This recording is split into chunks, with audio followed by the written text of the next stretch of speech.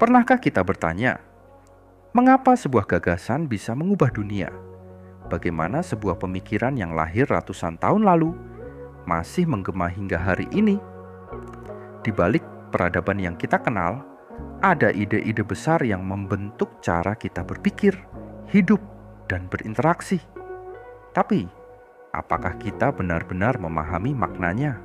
Apakah kita sadar bahwa apa yang kita jalani hari ini adalah hasil dari perjalanan panjang sebuah konsep yang telah melewati zaman, diuji oleh waktu, dan dibentuk oleh para pemikir besar? Mari kita telusuri sebuah pemikiran yang tidak hanya mengubah sejarah, tetapi juga menentukan masa depan, asal-usul dan perkembangan konsep.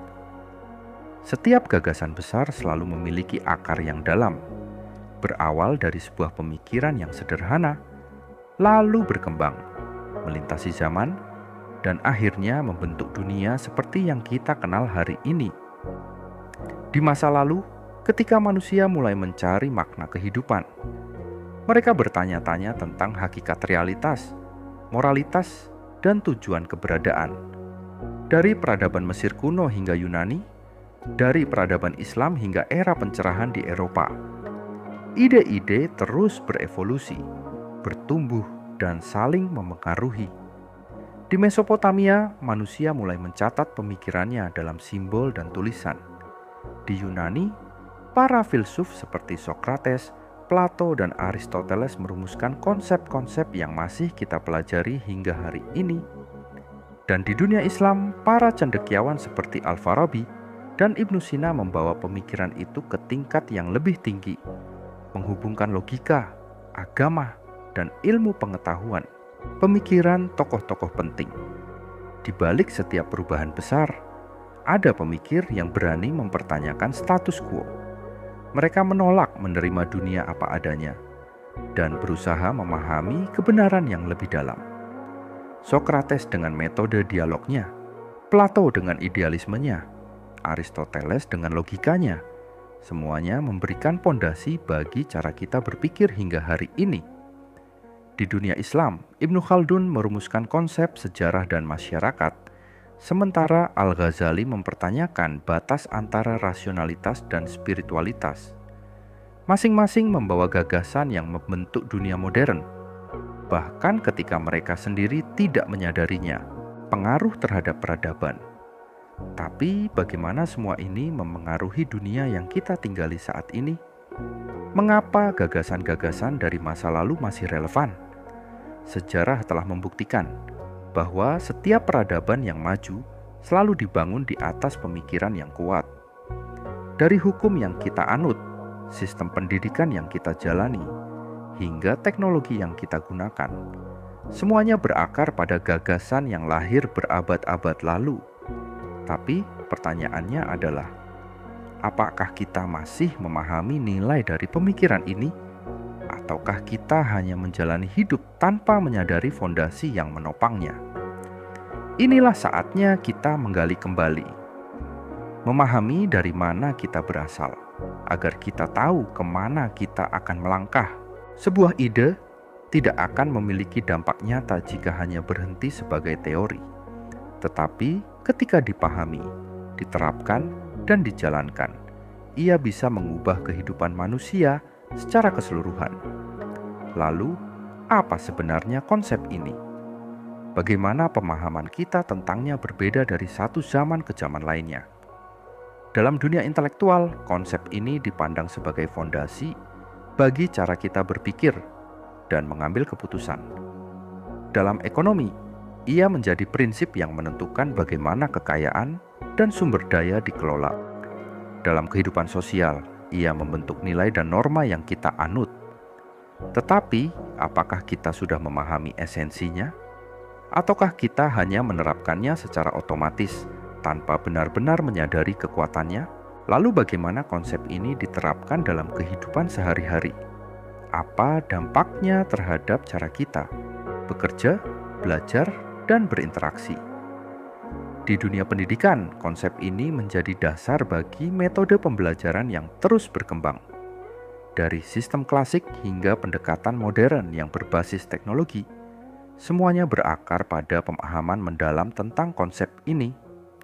Dalam ekonomi, konsep ini menentukan bagaimana kita menciptakan nilai, mengelola sumber daya, dan membangun strategi yang efektif. Keberhasilan suatu bisnis atau bahkan kebijakan ekonomi suatu negara seringkali bergantung pada sejauh mana konsep ini diterapkan dengan tepat. Dan dalam aspek sosial, konsep ini berperan dalam membentuk interaksi kita. Dari cara kita membangun komunitas, memecahkan konflik, hingga menciptakan keseimbangan dalam kehidupan bermasyarakat, tantangan dan solusi. Namun, seperti semua ide besar, penerapan konsep ini tidak selalu berjalan mulus. Ada tantangan, hambatan, dan bahkan penolakan yang muncul dalam prosesnya. Di satu sisi, ada mereka yang salah memahami dan menyalahgunakan konsep ini. Di sisi lain, ada pula tantangan struktural, di mana sistem yang ada justru menghambat implementasinya. Tetapi, sejarah telah membuktikan bahwa tidak ada tantangan yang tidak bisa diatasi. Dengan pendekatan yang tepat, pemahaman yang lebih dalam, serta strategi yang disesuaikan dengan kebutuhan zaman, konsep ini dapat menjadi kunci bagi perubahan yang lebih baik. Maka, pertanyaannya bukan lagi apakah konsep ini dapat diterapkan, tetapi bagaimana kita memastikan bahwa penerapannya benar-benar membawa manfaat bagi semua. Tantangan zaman modern, dunia terus berubah, revolusi digital, kecerdasan buatan, dan perubahan sosial yang begitu cepat telah menggeser banyak nilai dan konsep yang dulu kita anggap mutlak. Di tengah derasnya arus informasi dan transformasi global, kita menghadapi tantangan besar. Konsep yang dulu dianggap fundamental kini diuji oleh dinamika zaman. Bagaimana kita memastikan bahwa konsep ini tidak hanya bertahan, tetapi juga tetap relevan dalam menghadapi kompleksitas dunia modern, adaptasi terhadap teknologi dan globalisasi. Teknologi bukan sekadar alat, ia telah menjadi bagian dari cara kita berpikir, berkomunikasi, dan bahkan memahami konsep-konsep fundamental dalam kehidupan. Globalisasi menghapus batas geografis, mempercepat pertukaran gagasan, dan membuka peluang sekaligus tantangan baru bagi penerapan konsep ini. Bagaimana konsep ini dapat disesuaikan dengan realitas baru ini? Bagaimana kita menggunakannya untuk menciptakan solusi? Bukan sekadar mempertahankan apa yang sudah ada. Peran individu dan masyarakat.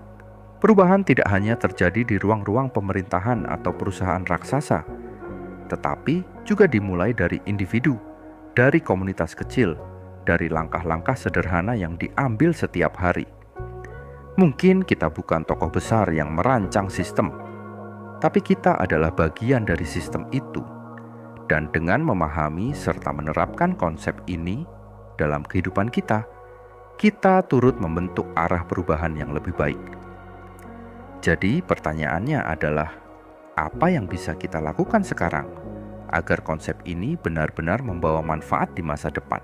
Kita telah menelusuri perjalanan panjang, dari akar historis hingga tantangan di era modern. Konsep ini bukan sekadar teori, tetapi sebuah fondasi yang membentuk cara kita berpikir, bertindak, dan berinteraksi dengan dunia. Dari sejarah kita belajar bahwa konsep ini terus berevolusi. Dari pemikiran para tokoh besar, kita memahami bagaimana nilai-nilai ini diinterpretasikan. Dari implementasinya, kita melihat bagaimana ia dapat mengubah tatanan sosial, ekonomi, dan budaya. Pada akhirnya, konsep ini bukan hanya tentang teori, tetapi tentang bagaimana kita menjalani hidup, bagaimana kita memilih untuk bertindak, bagaimana kita memberikan makna pada dunia di sekitar kita. Mungkin kita tidak bisa mengubah segalanya dalam semalam, tapi setiap langkah kecil yang kita ambil adalah bagian dari perubahan yang lebih besar. Apa pendapat kalian tentang topik ini? Bagaimana menurut kalian konsep ini bisa diterapkan dalam kehidupan nyata? Tulis di kolom komentar, karena suara kalian sangat berarti. Jangan lupa untuk like video ini jika menurut kalian bermanfaat, dan subscribe agar kalian tidak ketinggalan pembahasan menarik lainnya. Mari bersama-sama membangun komunitas yang berpikir kritis, belajar, dan berkembang. Sampai jumpa di video berikutnya.